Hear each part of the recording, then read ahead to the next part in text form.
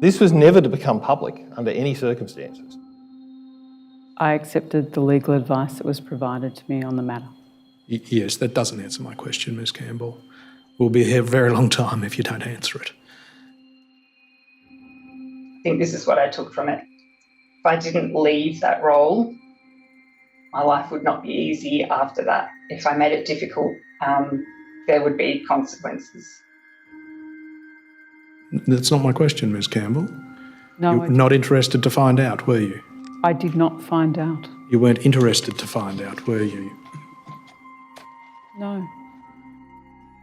This is the final summary video of the Royal Commission into Robodebt. If you haven't seen the previous episodes, then it's best to start from the beginning. I'll link to week 1 in the description. The Royal Commission publishes these hearings on their website, and week 9 had around 32 hours of footage. I've cut that down so that you can still listen to the key evidence. So this is week 9. Being the final week, we're really tying up loose ends now, but there's still plenty of witnesses we'll hear from. Mr Turnbull, can you tell the Commission your full name, please? Malcolm Bligh Turnbull. As you indicate in your statement, Mr Turnbull, from 15 September 2015 through to 24 August 2018, you were the Prime Minister of the Commonwealth of Australia. Yes. And insofar as this Commission is concerned, during that period of time, aspects of what is now known as the Robodebt scheme were implemented or continued. Yes. Right. Malcolm Turnbull was Prime Minister when Robodebt was being implemented and when it was ramping up. He was there when the media first flagged the problems. But a lot of his evidence seemed to be that he trusted his ministers to do their jobs properly. To me, he's just as responsible for letting the program continue.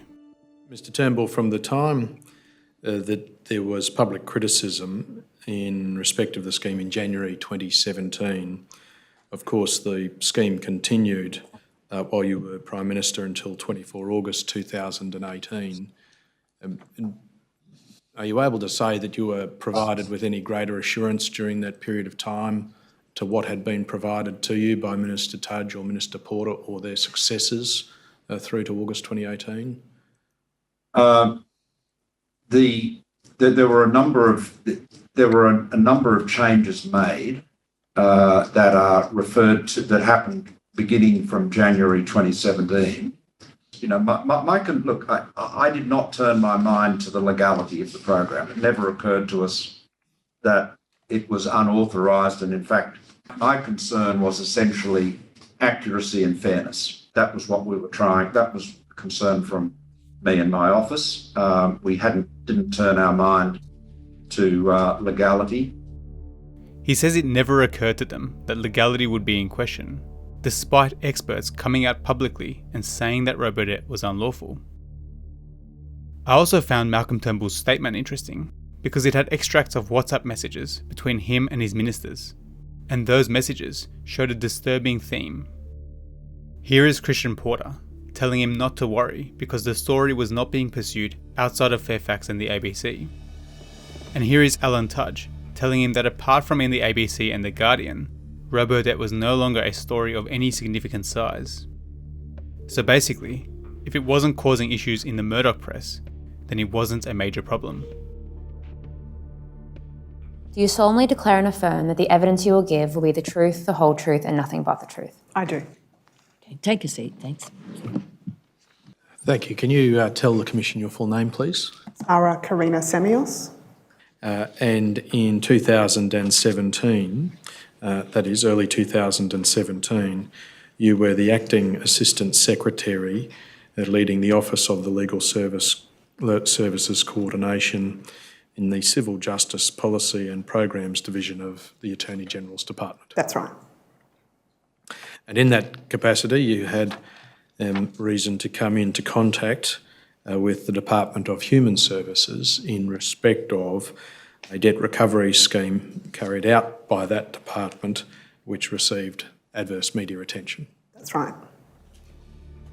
In week 7, we heard from Michael Johnson from the OLSC. The OLSC is meant to ensure that Commonwealth departments provide legal services appropriately. If there's a significant legal issue, they get involved, but in the case of Robodebt, DHS just wasn't cooperating. The witness we're now hearing from worked at OLSC and spoke with the chief lawyer at DHS, Annette Mussolino. I had continuing concern about the issue. I was aware that there was significant nervousness in human services about the issues, and I thought it would be worthwhile to speak to Ms Mussolino about the issue and about our desire for some material in advance of sending a request. And what do you recall was said? In broad terms, I conveyed that we had continuing interest in the matter, that we had seen further reporting that suggested legal issues may arise, and indicating that we intended to seek their assistance to provide some information to allow us to understand the issues better. What do you recall, if anything, of what Ms Mussolino said on the call? I have a very specific memory of Ms Mussolino telling me there were no legal issues, and as such, there was nothing that could be reported to OLSC. My recollection was that there was it was conveyed that the Secretary would want to be advised if we were seeking more material or any material. That is, what does it matter whether it has to be, the Secretary has to be told that this information is being sent to OLSC? In a sense, it doesn't matter. Right. But it indicates a degree of sensitivity in the agency to external involvement. Were you surprised when when Ms Mussolino said there was no legal issue here? I was very surprised. Now, Annette Mussolino disputes this evidence, but with nothing being in writing, I'm inclined to believe this witness. What seems to have happened, though, is that OLSC just backed off, and this was just another safeguard that failed. We now jump to a few witnesses that will give us more information on PwC's involvement with Robodebt. If you remember, PwC was engaged early on to identify issues with the scheme, and they had prepared an almost 100-page report, but it was never finalised and never given to DHS. We've heard from PwC partners, and their memories all seem to struggle to remember anything, so now we hear more from the department side. Sorry, beg your pardon. Ms Foster, could you please inform the Commission your full name? Kristen Nicole Foster. Previously, from around 2012, you held various roles at the Department of Human Services. Yes, I did. One of those roles, is this right, between 2nd of February 2017 and August 2017, you were the Director, Integrity Modernisation in that department? Yes, February to August approximately, is my recollection. To see that on the screen, Ms Foster? Yes. Have you had an opportunity to review this document for the purpose of your evidence today? Yes, I have looked through it. Yes. Prior to receiving the notice from the Commission, had you seen this document before? No, I have never seen that document. Okay. And may we take it, therefore, that that document was never provided, at least to your knowledge, to the department? That is correct. I most certainly never received a copy of the document. I'm not aware as to whether the department received a copy of it. That's the report that was mysteriously never provided to the department, yet PwC still got paid for their work. And then that triggers an email from yourself, the email from yourself to Mr McNamara on the 3rd of June 2017. Do you see that? Yes, I do. Where you ask whether it's okay for PwC to invoice us being the department. Yes. When you say in your statement, I sought confirmation from Mr McNamara to make the request and explain you sought that because you had not seen a report in the format as provided in that document. What are you meaning to say? I was unaware as to whether all of the deliverables, as stated in the official order, had been delivered, and therefore, if it was appropriate to be invoiced. And do you have a recollection of what Mr McNamara did in response? I believe Mr McNamara said yes. Yes, okay. In response to my email, okay to invoice, Mr McNamara said yes.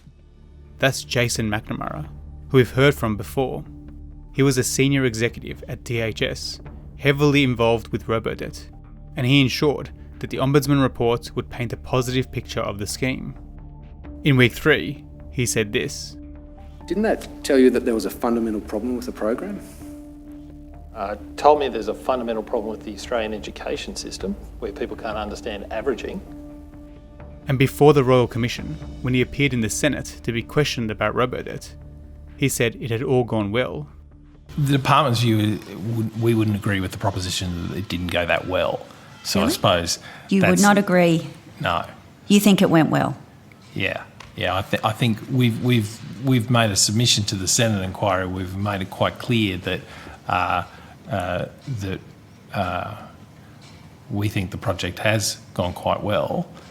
We've delivered lots of savings. We now hear from him again, because he was also heavily involved with the PwC engagement. And you say at paragraph 15 of that second statement that you do not recall ever being advised or made aware that PwC was preparing either of the draft reports in that form. That's right. That's correct. And when we say in that form, what do you mean by that form? Well, I think I don't recall them.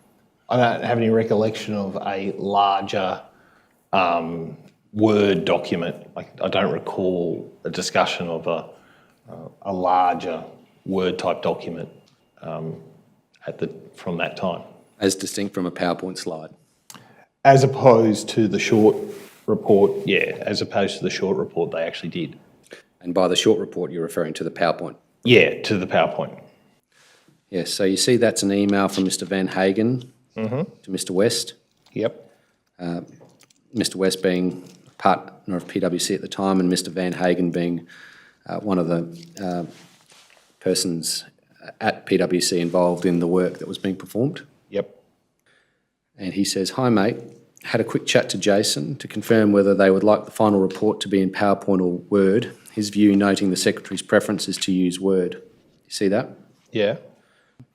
And so therefore you've told him at this stage, that is the 28th of March 2017, the final report would be in Word, consistently with the Secretary's preference. I may have said that. The witness says that the reason the actual report was never provided was that PwC ran out of time. The Minister had apparently made his decisions based on the PowerPoint presentation, and so a bigger report just wasn't needed. But there may have been other reasons to not finalise a report critical of Robodebt. Except, Mr McNamara, that had a report found with these words in it from PricewaterhouseCoopers found its way into the public domain, it would have led to substantial adverse media publicity for the department. Oh, yes. Although the one thing that was happening internally that was very apparent from the Minister, the Minister's office, the Secretary, this report that they were doing, whether it's in this form or the PowerPoint report, was never to become public. That was a very clear direction. This was never to become public under any circumstances. Was that a direction that came from someone? Yes, it came from Kathryn Campbell, it came from the Minister. This was not, I had discussions with Andrew Aston, this was not to become public. Right. And So it was never being prepared as a public document. So on what basis was an FOI application going to be resisted, or didn't you get It was that? going to Cabinet. Oh, I see, yeah. You can see where the Minister's office is going with that. so did the Minister's office tell you that it was to be provided to Cabinet? Yes. See, one view of the evidence, Mr McNamara, is that the report, that is the draft PwC report that we've been discussing, contained contents that was of such a nature that if it fell into the public domain, it would embarrass the department, and therefore a decision was made to not require PwC to produce that report to the department. Oh, no, look, there's no way As I said, there was no way the department was ever going to release that report publicly. And so it's irrelevant whether they finalised it and sent it to us or it's still left in draft. There was no way, there was never any intention to produce that publicly. Yet here we are, and the report is public. So either the report wasn't finalised because DHS didn't want critical information becoming public, or because they themselves didn't really care about understanding the issues with Robodebt. Both scenarios are bad. After the Royal Commission concluded, Jason McNamara retired from the public service, saying that the last few years had been hard with the Robodebt Royal Commission. Hard on him, he means, not the hundreds of thousands of Australians that got given fake debts. Mr. Philp, could you please inform the Commission your full name? Brenton Matthew Philp.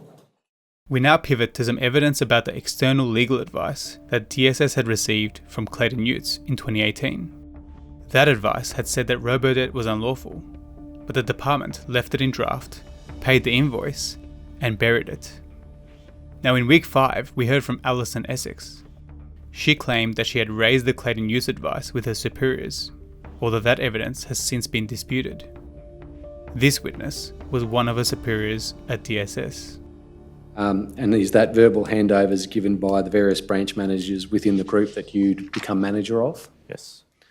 Would one of those branch managers at the time be someone called Alison Essex? Yes. And would she have provided you a verbal handover in that yes. process? She did? Yep. All right. Do you recognise that as a draft advice from Clayton Utz to a principal lawyer of the Department of Social Services dated the 14th of August 2018? I do. Prior to being given the notice from the Commission that resulted in your statement, had you seen this document before? No, I had not. Do you recall having any discussions about it with Miss Essex? About this document? Yes. No, I do not. It's been said by Miss Essex in evidence before this Commission that around 15 October 2018, she had a conversation with you in which she drew the advice to your attention and you said words to this effect: advice is simply advice and we determine what to do with that advice.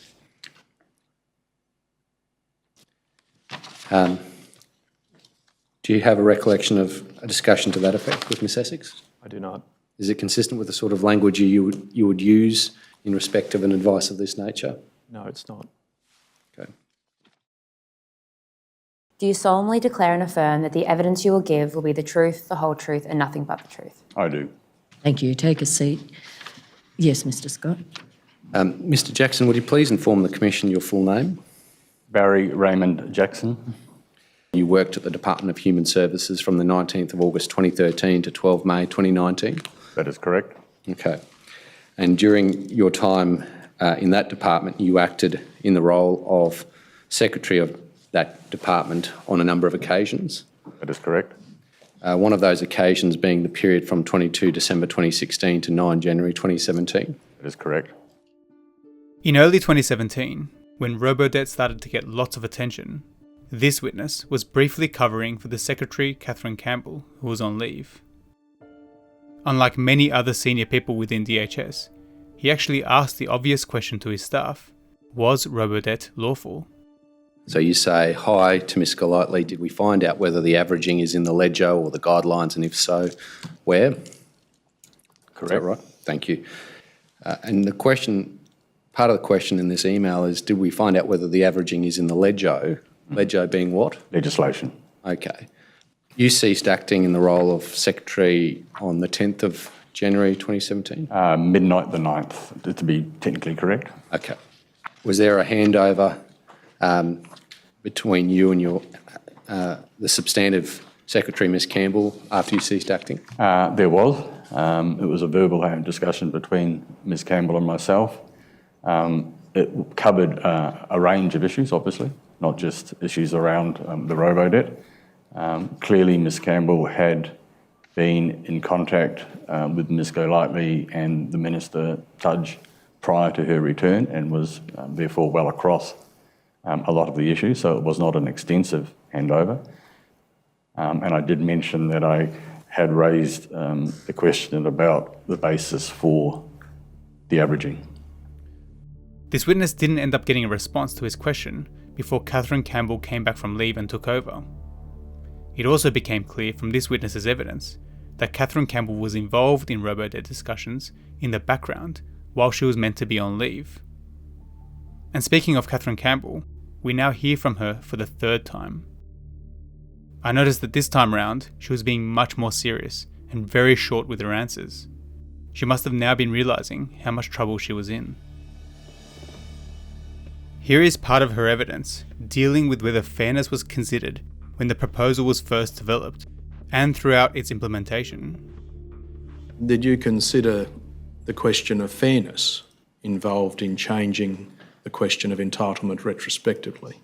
No. Did it cross your mind that it might be unfair to provide someone income supplement in a financial year earlier on the basis of income that they actually earned, derived or received during the relevant fortnight, and then retrospectively determine their entitlement based on averaged income? My focus at that time was the opportunity for the recipient to engage with the system. Do you mean that you considered the question of changing the entitlement retrospectively and thought that any unfairness was overcome by the opportunity provided by the proposal, or do you mean that the question of fairness didn't cross your mind?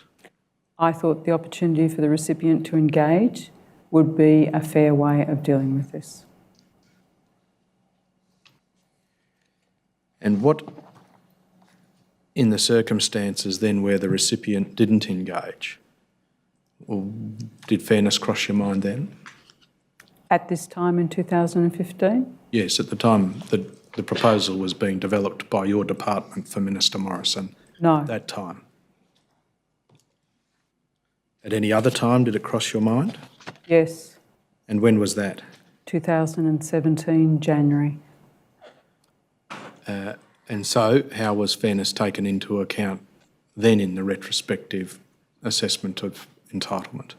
With attempts to contact the recipient. Are you saying that your concern about the retrospective change to entitlement, that is, the fairness of that approach, was overcome by attempts to contact someone? Yes. And if they didn't contact, it served them right, did it? No. Well, how did it work? Do you accept that it is unfair to calculate somebody's entitlement on a different basis to that which actually applied when they received the benefit? If the legislation did not allow, yes. Well, you say legislation's somebody else's problem, but just the concept is a problem, isn't it? Isn't it intrinsically unfair?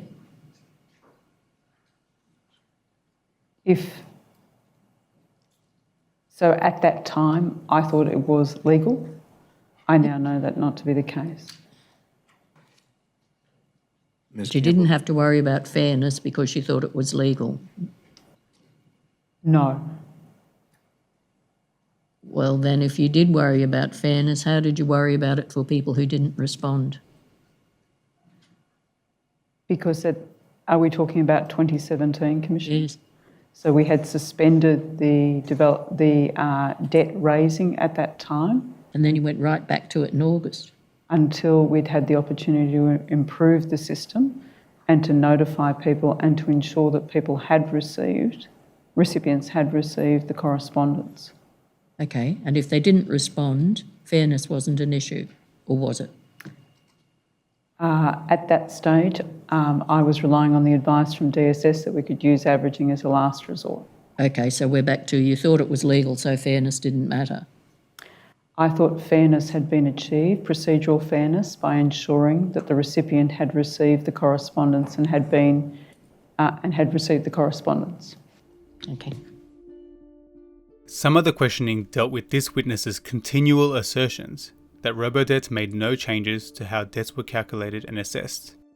For example, the new policy proposal that went to Cabinet to approve the scheme to begin with didn't say anything about income averaging. Instead, it said there was no change to the previous approach. Returning then to the assertion in the NPP that the new approach will not change how income is assessed or overpayments are calculated, at page 22 of 364, you would accept that that is not an accurate statement of the new approach. Yes. Is it your evidence that a document which was capable of misleading a subcommittee of Cabinet went unnoticed by you despite your earlier involvement in those briefings? Yes. And is that because you didn't pay close attention to the document? I cannot recall why I didn't notice it. And you're saying that the drafting of this document, to the extent that it is misleading, was not the result of any pressure placed on you by ministers to progress the measure to the ERC? No. There was no pressure. And so do you then take responsibility for the drafting of this document, which had its origins in your department? As the Secretary, I was responsible for what happened within the department. I did not notice the change in the drafting. It's a significant oversight on your part, isn't it? Yes. Another view of the way in which it arrived does not involve inadvertence. It involves a considered decision by your department to change language without changing substance, so as to avoid the need to identify legislative change was required to introduce the measure. What do you say to that? I do not agree with that. But that wasn't the only time the witness said that Robodebt didn't change how debts were calculated. And do you dispute that you approved the staff message as reflected in the email Wednesday 25 January 2017? No. All right. And if I take you back then to Exhibit 7016, the paragraph which says how we match records with the Australian Taxation Office, ATO is not a new process. We've been doing it successfully for many years. There have also been no changes to how we assess income or calculate and recover debts. You can see that? Yes. That was your message to your staff on that day. That's correct? Yes. Those are effectively then your words. Yes. And you perpetuate the same misleading position that the online compliance intervention program had not changed how income was assessed or debts were calculated. Yes. Well, Why? why? Because that was my understanding, and I was thinking of it in the frame of when a recipient was able to engage with the system. But I thought you agreed with me before that that wasn't even true. Commissioner, I agreed that it was different, and I think I'm agreeing with you now on that. Back when I was writing this, I was thinking of it in the frame of when a customer engaged. In week 4, we heard from Colleen Taylor, who worked at Centrelink and had questioned Robodebt when it was first rolled out. She had written directly to Kathryn Campbell, telling her that her staff communication was misleading. Her concerns were ignored. On 7 February 2017, you received an email from an employee of your department, Colleen Taylor, with various attachments which responded to your message from 25 January. Yes. And Ms Taylor emphasised that your message to staff was misled, and she described, that your message was inaccurate. And as she said in the paragraph, your statement tells me you are being misled, and I want to ensure my words reach you. Do you see that? Yes. Right. Did Ms Taylor's email and attachments to you lead you to change the message that you that there had been no change to how income is assessed or debts are calculated? No. The last sub-dot point there says, as a compliance unit, we should not be the ones stealing from our customers, which was an email which was sent internally almost a year earlier. That was very strong language to be used by a staff member to the Secretary about the online compliance program, wasn't it? Yes. That is, that a staff member was clearly conveying to you as the Secretary that in the circumstances of this program, debts were being raised which customers did not owe and then being recovered. Understood that? I did understand that, and that's why changes were being made to the system at the time I received this email. And you would appreciate that on every occasion where averaging was used, there was a potential for an allegation of debt which was not in fact owed. Yes. And you knew that as at January 2017. Yes. This witness, on top of being very vague with her answers, was also spinning around in circles. This next segment was a perfect example of this. Your response to me about why you continued with the scheme was because you had advice from DSS that averaging could be used as a last resort. Yes. I'm saying, what does that matter if in a practical sense, DHS, when it uses averaging, is potentially alleging and recovering debts which are not owed? I placed weight on the DSS advice. So in your mind, you rationalised that it was lawful to average even though it might allege that a debt was owed when in fact it was not. I placed weight on the DSS advice. I don't dispute that you did, but my question is, how did you reconcile the advice that averaging could be used as a last resort with the practical consequence that you knew of in January? I'm not a lawyer, and so therefore I did place weight on advice, legal advice that was provided to me. Does that mean that because you aren't a lawyer, you accepted that averaging could be used lawfully with the potential to allege and recover debts which weren't actually owed? I accepted the legal advice that was provided to me on the matter. Yes, that doesn't answer my question, Ms Campbell. We'll be here a very long time if you don't answer it. And my question is, how did you reconcile that legal advice that it was lawful to average with what you knew to be the case in a practical sense, that averaging had the potential to raise debts which were not in fact owed? I relied on the legal advice. So it didn't matter to you that the money might or might not be owed because you had advice to say it was lawful to do it? So as the Secretary, you do rely on advice from a range of people, lawyers, finance, ICT. I don't doubt it, but doesn't mean you have to implement a system where you actually know that it might lead to the recovery of money from people who don't owe a debt. Anyway, let's move on to early 2017, when this witness came back from leave. The previous witness, Barry Jackson, said he had flagged his concerns of legality to Kathryn Campbell in his handover.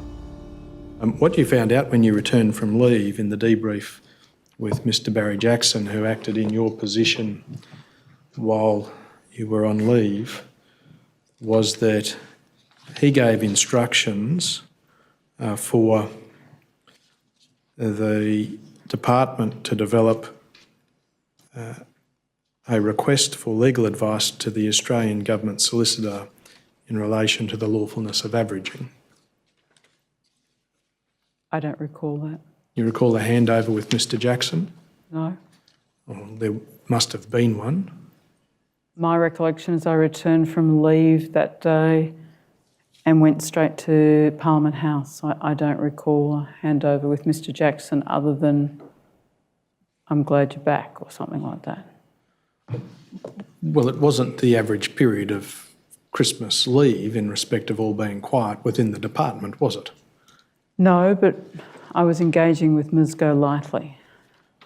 Why wouldn't you engage with the secretary who acted for you while you were gone to find out what, if anything, was in train in respect of the public criticisms of the scheme, which included legality?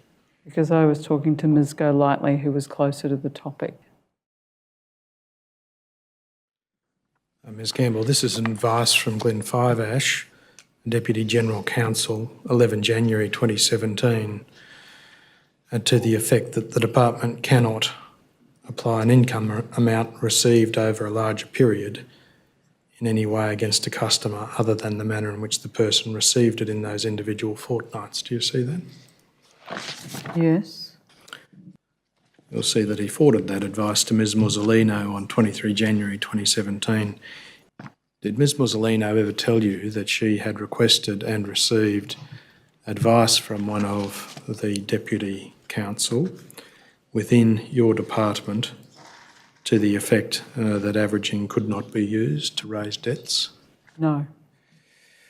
Now that you know that it existed, would you have expected that Ms Musolino ought to have informed you of that?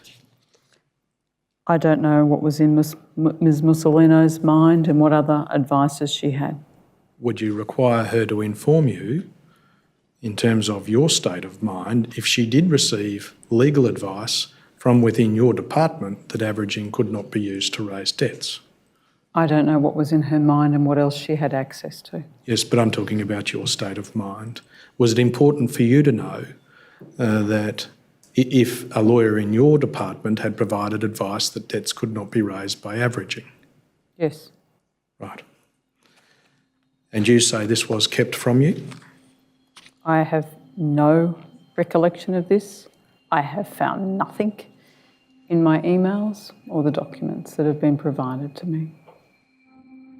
What an odd way to answer those questions. She's being asked, did you expect your most senior lawyer to raise with you legal advice that Robodebt was unlawful? Her answer should have been, yep, that's what I would have expected. We then go to questioning about the Administrative Law Conference.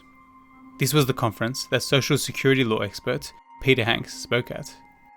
We've heard about this conference numerous times during the Royal Commission.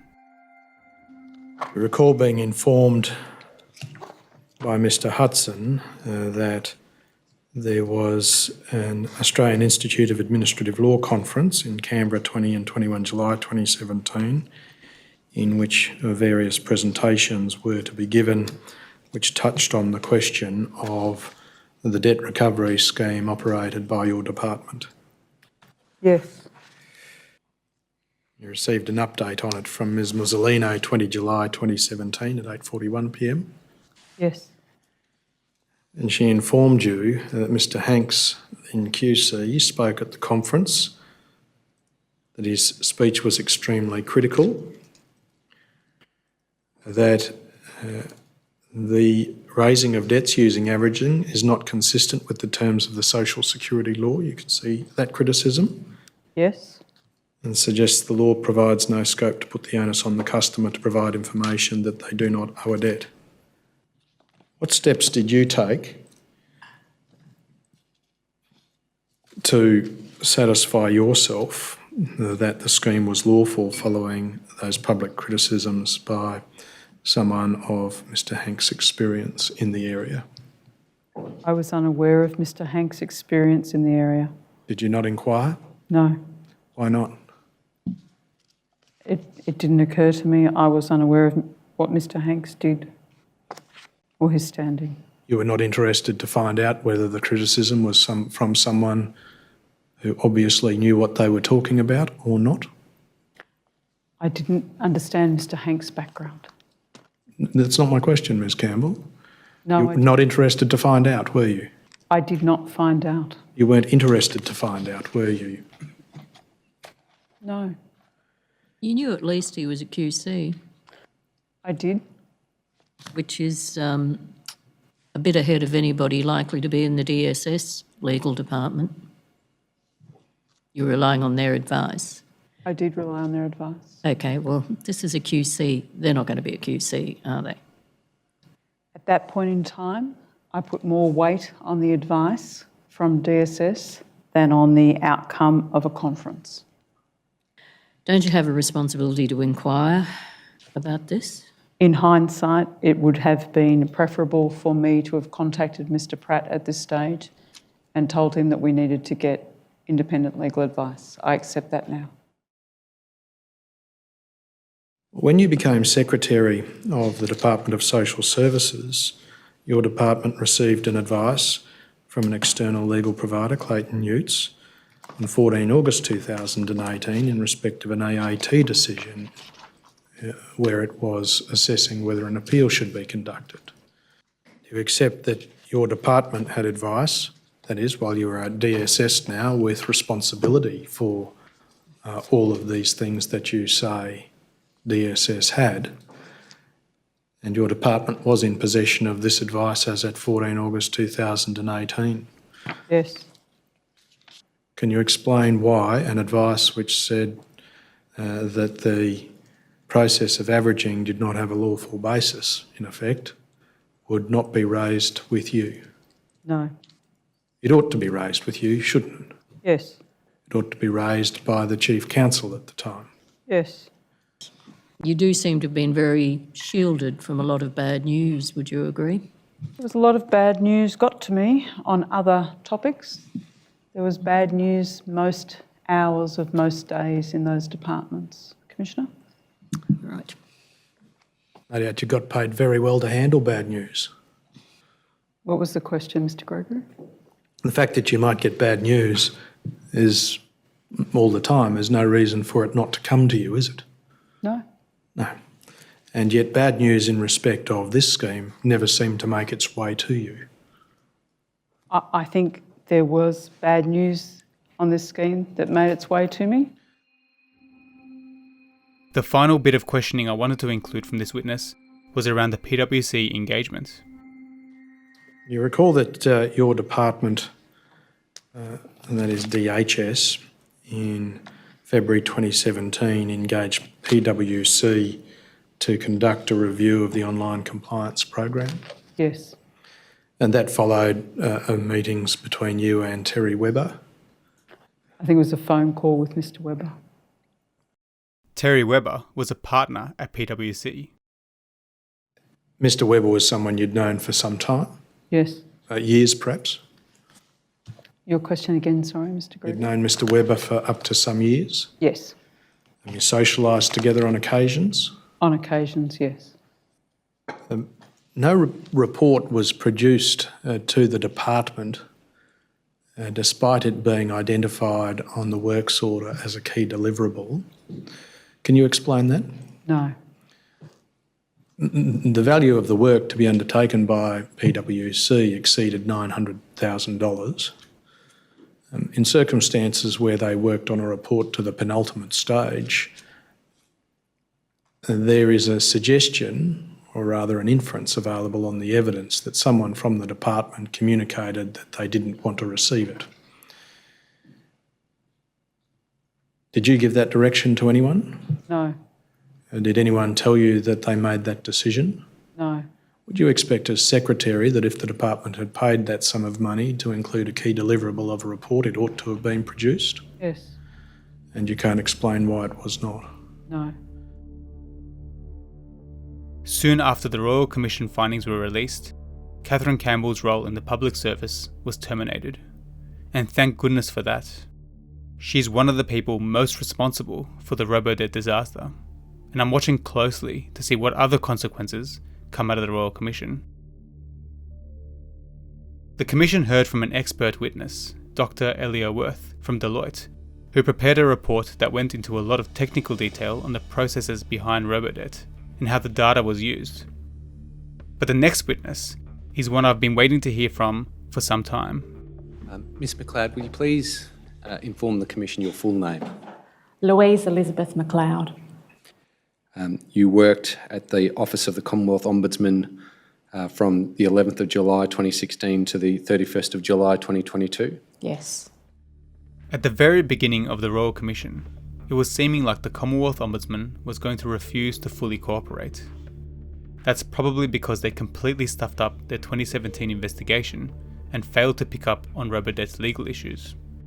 This witness, who was finally allowed to give evidence, gave us a much clearer picture of what really happened within the Ombudsman. So the Ombudsman's office at the time, the Ombudsman can receive complaints, and it predominantly comes from the public, members of the public or people representing or advocating on behalf of members of the public, businesses, members of Parliament, for example. From October of 2016, the office was seeing an increase in complaints about people who had Centrelink debts. For those of us who are not familiar with the Ombudsman Act, can you tell us what an own motion investigation is? So an own motion investigation is basically an investigation that is initiated of the, is it a tautology, of the Ombudsman's own initiative. The threshold for an own motion investigation is where you're seeing, it could be, as in this case, a lot of complaints about a particular issue. And you're also seeing a lack of engagement or response by a department in response to those complaints, or a willingness to engage, a lack of willingness to engage. And the impact of that systemic issue is such that it requires further investigation. You identify two key concerns there. One of those was adherence to relevant legislative requirements. And secondly, the accuracy of debts being raised via the platform, particularly the impact of averaging data and shifting the onus. Do you see that? Yes. And were those two concerns concerns that you held about the program based on the information you had? Yes, at that point, definitely. Okay. It quickly became clear that the departments weren't going to cooperate with the Ombudsman. Having reflected on this matter in the preparation of your evidence, have you formed a view about whether or not either DSS or DHS did that which you say you expected, that is, participate in the investigation in good faith and be forthcoming with relevant information? Look, before we broke, I was shown documents that we had never seen before. That suggests to me that they didn't participate in good faith, and they weren't forthcoming with all relevant information.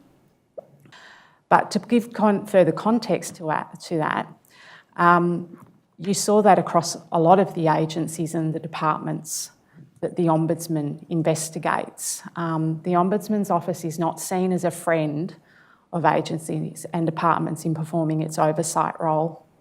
I've often heard the Ombudsman's office described as a mosquito in the ear. We are annoying. This witness, and others at the Ombudsman, had enough doubts about the legality of Robodebt to include sections in the draft report which pointed out these concerns. And is this effectively early wording of the draft report? Yes. First observation, the OCI was not designed to ensure the accuracy of all debts it raised. Rather, the OCI was designed to raise accurate debts in circumstances where accurate information is fed into it by the person. The accuracy of debts is therefore predicated on a person being both willing and able to accurately verify their earnings during the debt period. In the event that such information is not forthcoming from the customer or is not complete, the OCI will average ATO data to calculate a debt. Second point, DHS would have been aware that averaging data would result in a significant number of inaccurate, at best, approximate debts. Did you agree with those observations? Yes, based on my understanding. Did you agree with them at the time that the April 2017 report was finalised? Yes. Do you agree with me that That report does not contain such direct language as to the inaccuracy of averaging.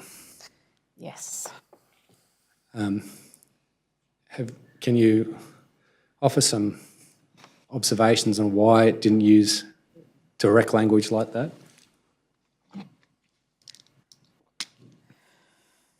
Because I couldn't convince myself and the team, we could not convince the acting ombudsman To use that sort of language? that there was an issue. Yeah. So when you say you couldn't convince him that there was an issue, are you referring to some attempts to convince him? Yes, we drafted that section for the report that didn't end up seeing the light of day. Right. And was that after some discussion with Mr. Glyn about this? Yeah, we'd flagged concerns with what they were doing, basically from the outset, and he was involved in those discussions. But yeah, ultimately, it didn't make it to the report. This had massive implications. Had the Ombudsman report included these sections, Robodebt would have likely stopped in 2017, avoiding years of fake debts being issued to Australians. It was also interesting to see how little information the department gave the Ombudsman. DHS was constantly saying that income averaging was being used only as a last resort, but the real data told a different story. That's an email from Jason Rymandow, the 15th of February 2017. Yes.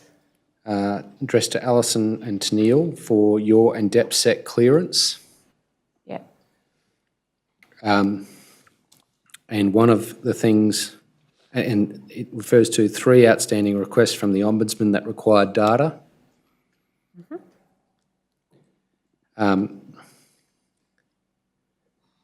And it refers to a question, how many recipients subject to OCI have had their final outcome based on averaging? It was said that there was 76% of debts that had been based on averaging a person's earnings. And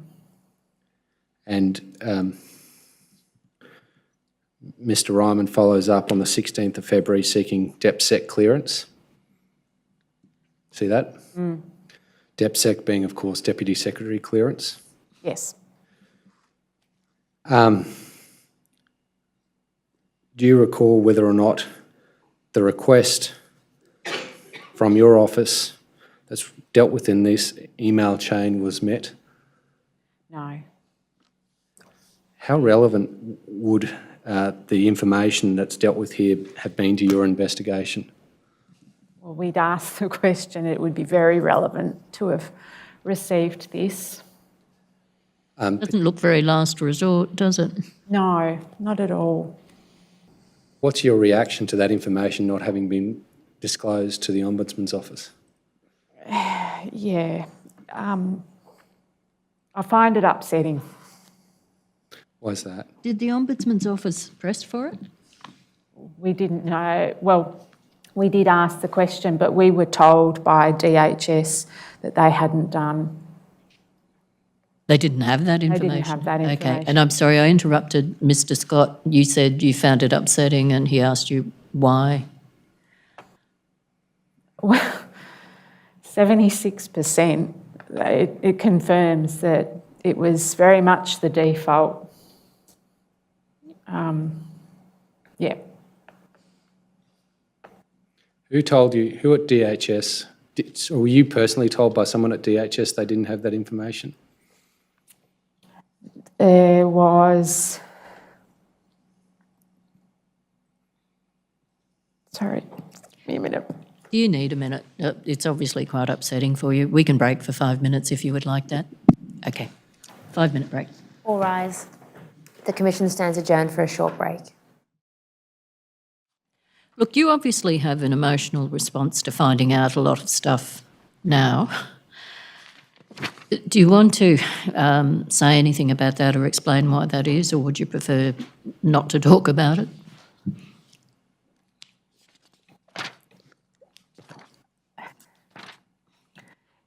I suppose because I feel like a failure.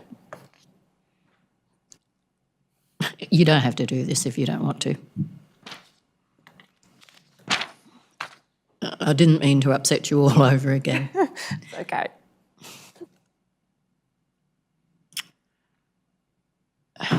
Why do you, sorry, I will ask you this. Why should you feel like a failure when clearly you raised a lot of important issues that just weren't taken up? Because I couldn't convince others. Oh, I've spent much of my life not being able to convince others of things I felt quite strongly about, so you're not unique there. No.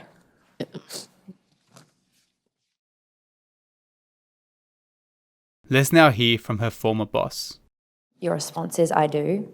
Do you swear by Almighty God that the evidence you will give will be the truth, the whole truth, and nothing but the truth? I do. Thanks, Mr. Glenn. Take a seat. Yes, Mr. Scott. Commissioner. Mr. Glenn, would you please inform the Commission your full name? It's Richard Alexander Glenn. You were acting Commonwealth Ombudsman from 16 January 2017 to 25 April 2017. Yes. The evidence we heard from Ms Macleod yesterday is that this comprises draft words that she had proposed for the report. You see there it says, it is also uncertain whether DHS can properly determine the rate provided for by Social Security law as required by the second step in section 79 using only averaged income information because the circumstances in which averaging is authorised by the Social Security Act are narrow. Yes. The words are, overall we are not satisfied that DHS gave adequate consideration to questions about the lawfulness of the averaging process. Now, do you agree with me that none of those paragraphs that I've just read out find their way into the final report? Yes. Can you explain why they don't?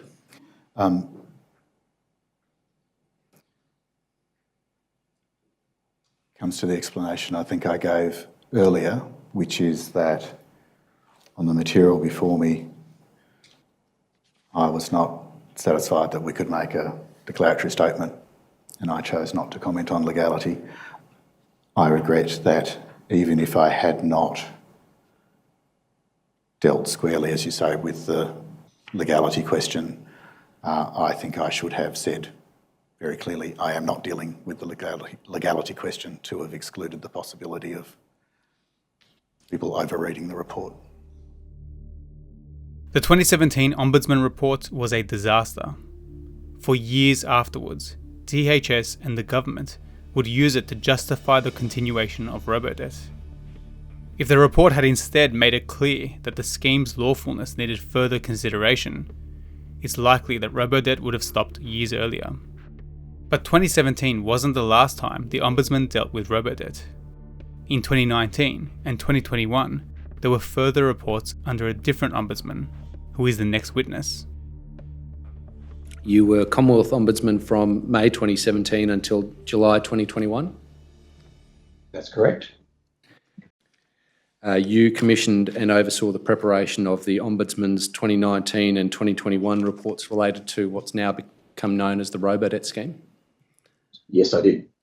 And the 2019 report was essentially the Ombudsman's report into its investigation into the implementation of the recommendations from the 2017 Ombudsman's report into the same scheme.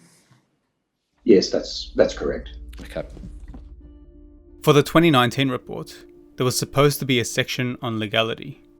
But the Secretary of DHS at the time, Renee Leon, pushed back and said the legal position of Robodebt was not uncertain. She ended up getting the Ombudsman to delete the section on legality. And do you agree that the upshot of it is that Ms Leon pushed back against the idea that the comment on legality section should be included in the report? That is what the email said. So on the 7th of March 2019, the AGS had advised on a preliminary basis that the grounds in the Masterton application which attacked the use of averaging was not hopeless. That is it was not hopeless for Ms Ms Masterton's case, that there was hope that it would succeed against the Commonwealth. Is that what you're saying? Yes. Yeah. Does that affect your answer about whether or not the assertion that there was no uncertainty on the legal position was tenable? It might have if I'd known, but I did not know that. Okay. I think the evidence before the Commission is that an embargoed copy of it was provided to the Department on about the 27th of March 2019. It may have been. I can't recall. What is on the screen in front of you, the document I identified a moment ago, is a draft advice from the Australian Government Solicitor on prospects in the Masterton litigation. Right. So this is based on how I've been corrected 2 days before the Department receives the embargoed report. You can take it from me that the balance of the advice is consistent with what appears on the screen. Sure. That is, by the 27th of March, the Department had advice, at least in draft form, that averaging was unlawful. I see. Given the strong representations that you recall the Department made to you about the comment on legality section in the report, do you have a view about whether or not they should have updated their position once they got this draft advice? That is, updated their position with you? I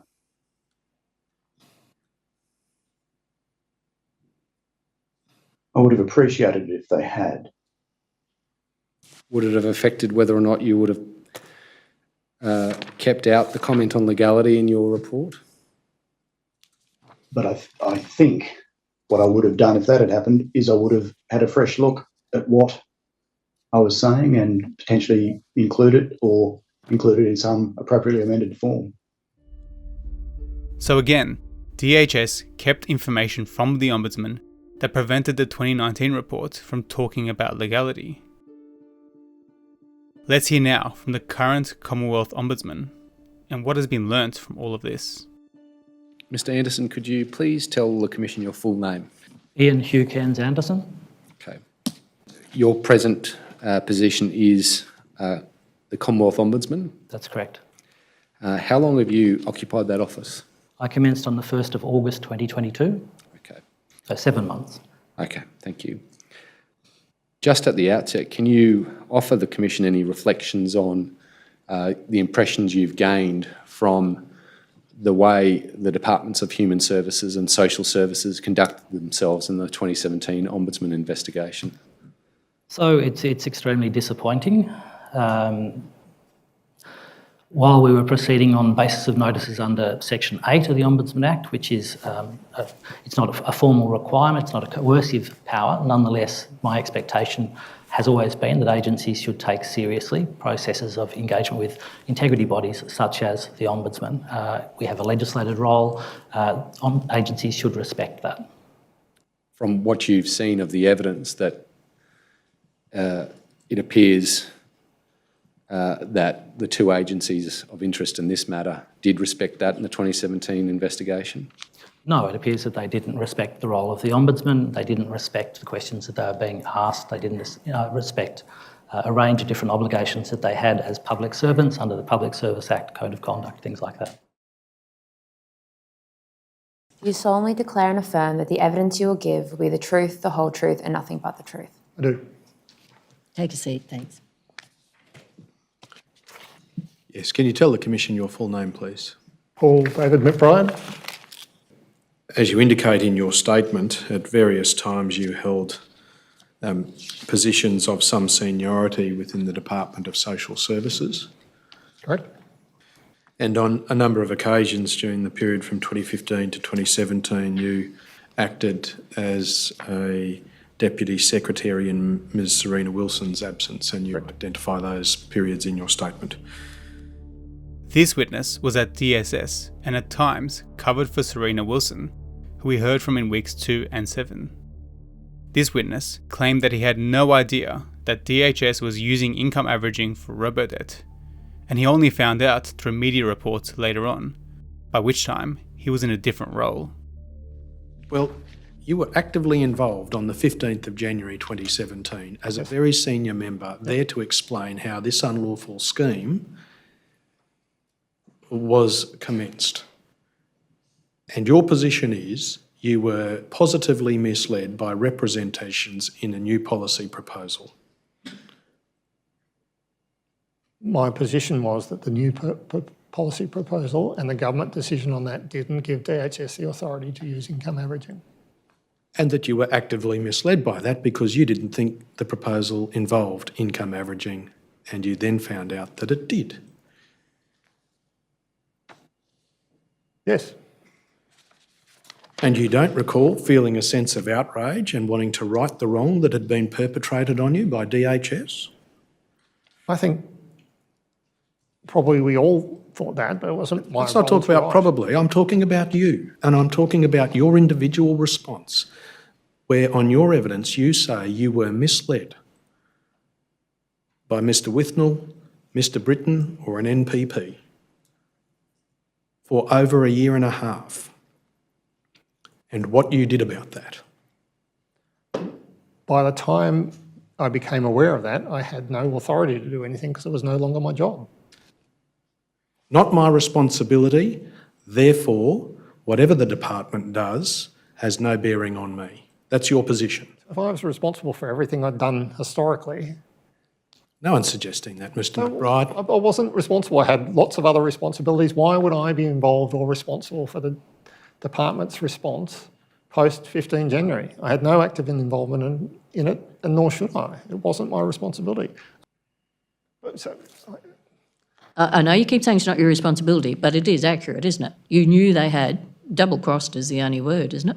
I was aware in early 2017, I became aware that they had not followed what was the government's decision on how to implement this scheme. And they'd misled you. And in doing so, arguably, they had misled us.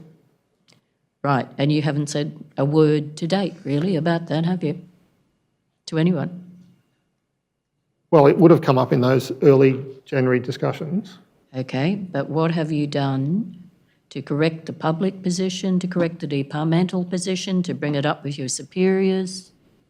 Well, Ms Wilson was my superior and we had those discussions in January, but beyond that, it wasn't mine to correct, Commissioner.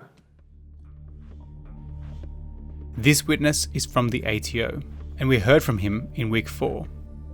This time, we heard more about how he and others raised issues about Robodebt numerous times to more senior people, but that nothing seemed to be done about it. We had escalated the issue on numerous occasions up to more senior people. This is within the ATO? Within the ATO. Yes. And after we gave that briefing, we lost any visibility of what they did with that information. So I have no visibility of whether our SES actually contacted their colleagues over at DHS to address some of these issues.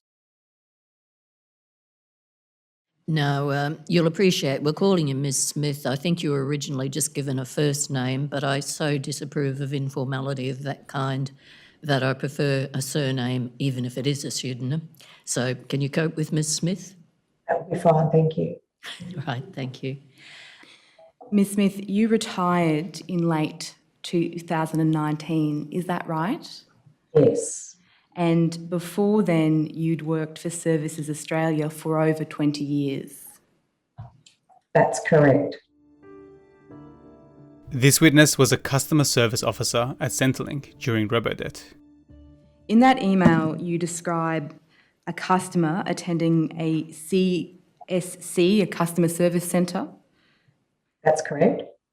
To respond to a letter that they'd received, and that customer said that he had complied with the online process, agreeing that the ATO information was correct, and it was, which resulted in a debt raised.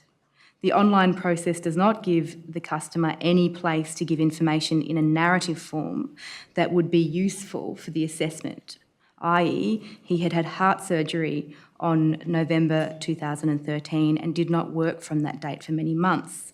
Looks like the system is just averaging the debt without giving the customer the ability to provide necessary information. By that statement, are you raising concerns about the averaging methodology utilised to raise the debt? Yes.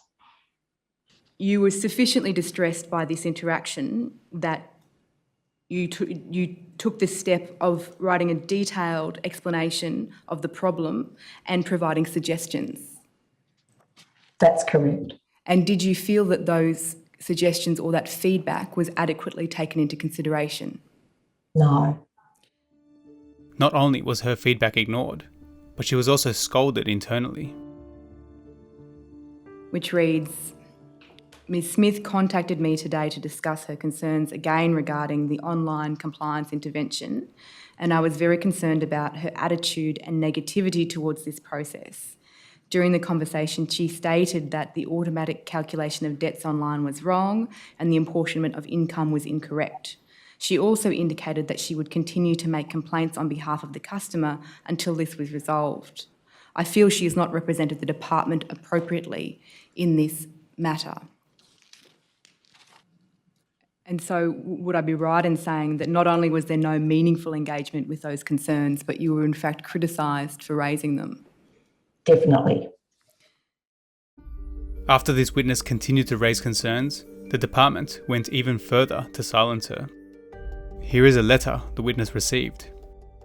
The first line of that letter indicates that it is written in response to the meeting that we've just described, and that the purpose of the letter is to clarify and define the expectations of you as an employee of the Australian Public Service and obligations of behaviour and conduct that you must meet. Yes.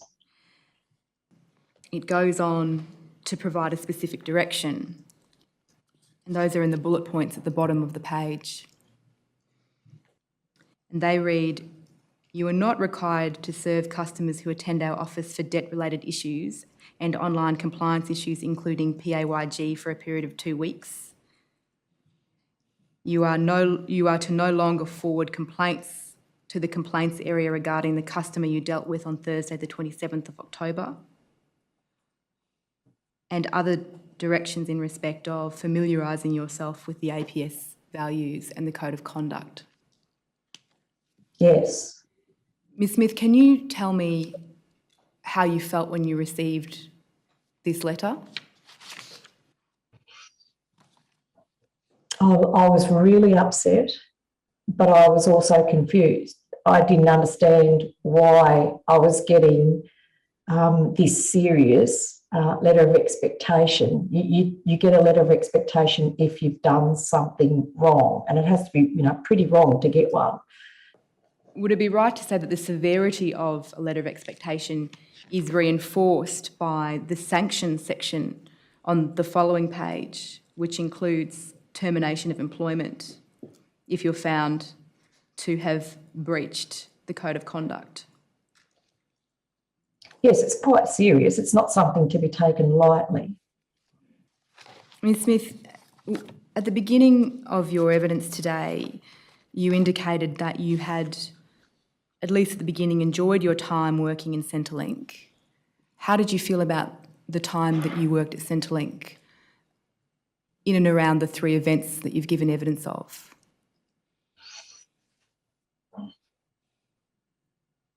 I struggled to want to go into work. I felt that I lost trust in everybody. I couldn't believe that my workplace, that Centrelink was causing this sort of harm and trauma to people. I couldn't understand the reaction when I forwarded through what I consider was, reasonable letters, polite letters with suggestions, identifying issues and with suggestions for improvement. None of this made any sense. This witness, like so many others, raised issues about Robodebt to try and help people and improve the system, but they were punished. Contrast their actions with the actions of some of the senior executives that we've heard from, who are undoubtedly being paid exponentially more. Those people couldn't be bothered seeing the unfairness of the scheme and the impact it was having. They were just furthering their careers or political aspirations. I can only describe it as shameful. Okay, would you take a seat? Thank you. You worked at Centrelink between about 2014 and 2017. Yes. And you held the role of an authorised review officer. Yes.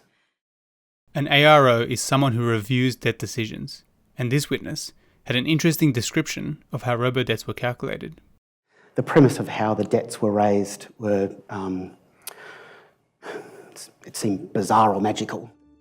He also raised issues with training and the lack of a feedback mechanism that prevented AROs from doing their jobs effectively. Do you solemnly declare and affirm that the evidence you will give will be the truth, the whole truth, and nothing but the truth? I do. Thanks. Ms Preston, you worked as a social worker at Services Australia between 2005 and 2019, is that right? That's correct.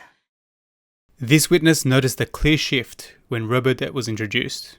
What I noticed was that there was an increase in customers being referred to me.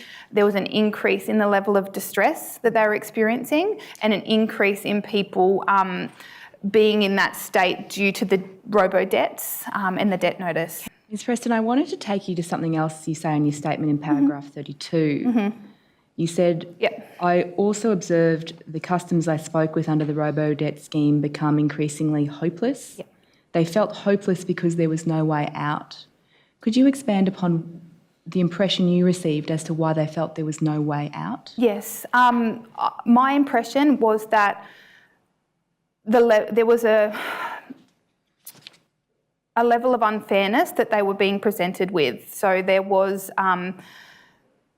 a way to navigate through it, and Centrelink, DHS, it's an exceptionally big system, and when you're fighting a big system and you're already vulnerable, it can feel very overwhelming.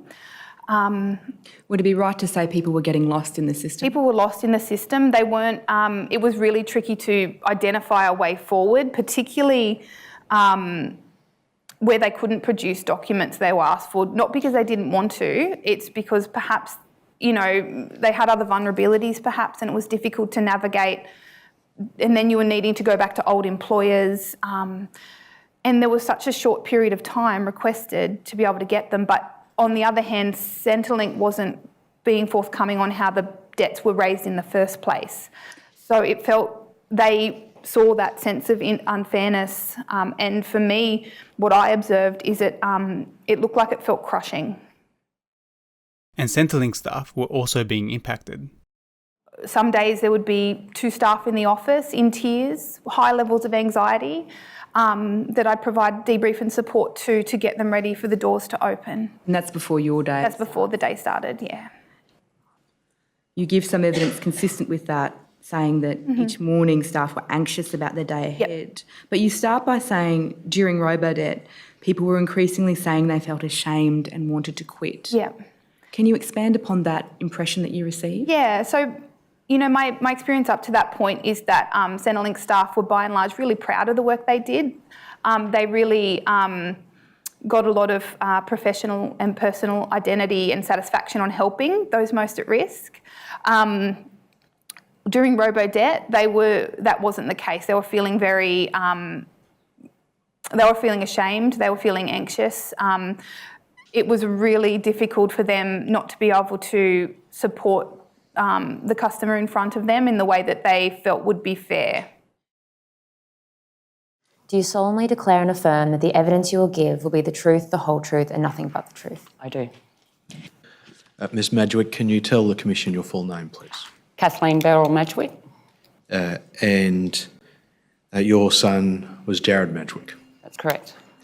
Jared was 22 years old when he died in May 2019. At the time, he was distressed because of Robodebt. Ms Madgwick, this is an email you sent to then Minister Stuart Robert, 9 June 2019. Yes. Did you receive a response? No. You, I think, have written to other politicians as well, or members of the then government? I wrote to the Prime Minister, Yes. Scott Morrison. Did you receive a response? No. Not even a sorry for your loss. This is yet another example of how the system let down vulnerable Australians. Mr. Barnett, would you please tell the Commission your full name? My full name is John Douglas Barnett. And in the period from 2011 to 2018, you were a Deputy General Counsel in the Program Advice Branch of the Legal Services Division, reporting to Maurice Steepnecks. Yes, that's correct. This witness was a DHS lawyer and worked with Mark Gladman, who we heard from in week 8. In 2017, they both worked on advice which ended up saying that Robodebt was unlawful. They also drafted instructions to the Australian Government Solicitor to provide formal legal advice on the issue. But soon after, all this work disappeared. Sorry, can you tell us what happened regarding the proposal to retain AGS on the matter?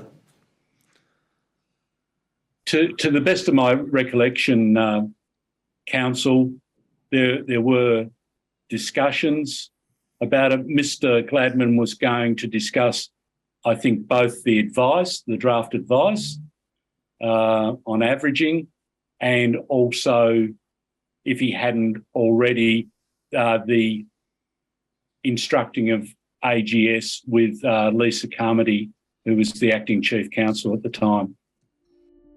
This witness basically corroborated what we've already heard, which is that the matter was escalated to Lisa Carmody. We then heard from another former senior lawyer at DHS, who at one point reported to Annette Mussolino. He had also prepared an advice in 2017 saying that Robodebt was unlawful. And again, this advice disappeared. Your full name, please, Mr. Fiveash? Glyn Fiveash. And you forwarded, or you sent to Ms. Mussolino what you described there as an information piece for the strategic analysis section a couple of weeks earlier? That's correct. Do you recall any conversation with Ms. Mussolino or any response from her after you sent that advice? I'm sorry, I really don't.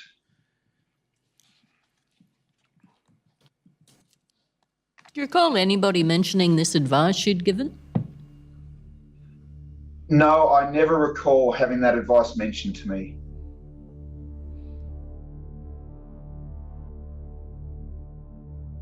And now we're on to the final witness, and I found this evidence to be really interesting. Can you tell the Commission your full name, please, Ms. Metz? My full name is Melanie Metz.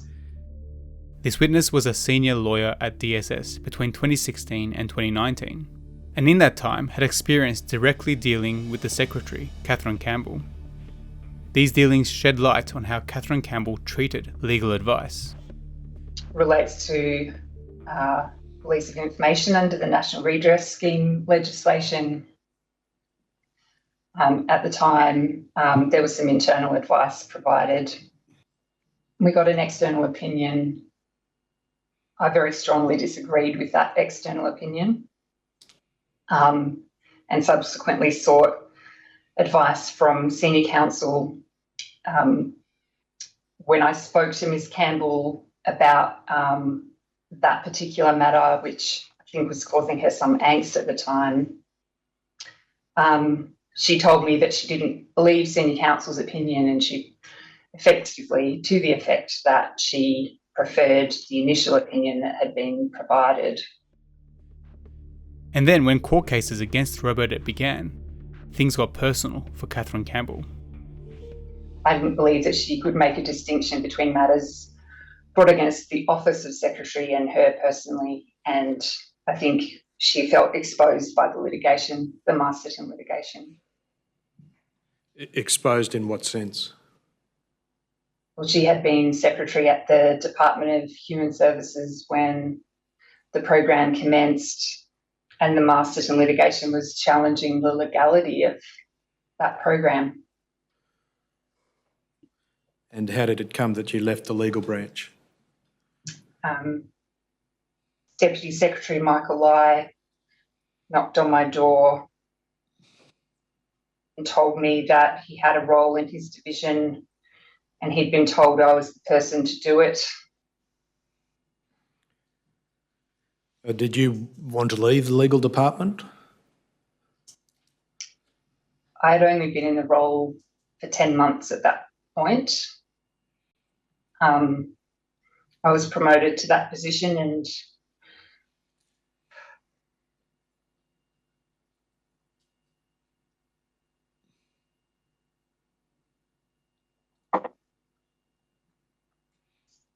I'd worked my entire career to get there.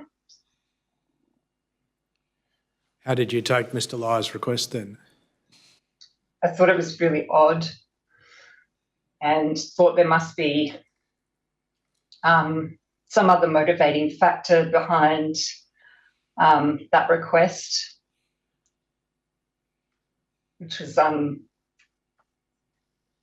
subsequently confirmed by a number of people who effectively said that it was Ms Campbell's preference that Paul Menzies McVeigh managed the legal services branch.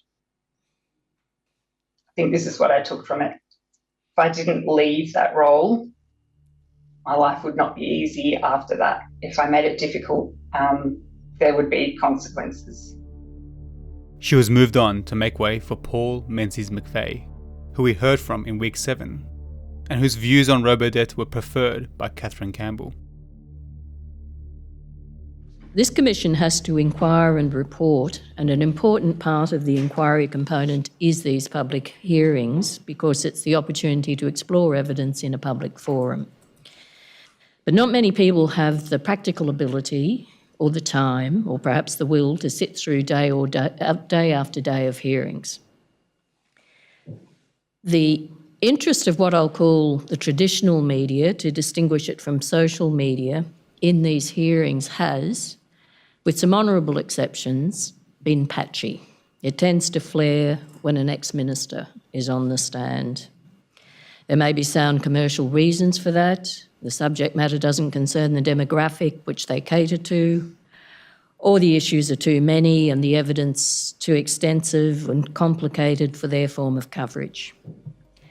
But as a result, I've come to appreciate the importance of social media in this context. Then there were closing arguments which summed up some of the evidence. I will say that as I watched the public hearings, I was very impressed with the Commissioner and the barristers assisting. What made it impressive was their ability to go through so much material and question witnesses day after day for hours on end. And at that, I think we will close this hearing. All rise. The Commission now stands adjourned. It's closed, it's not just adjourned.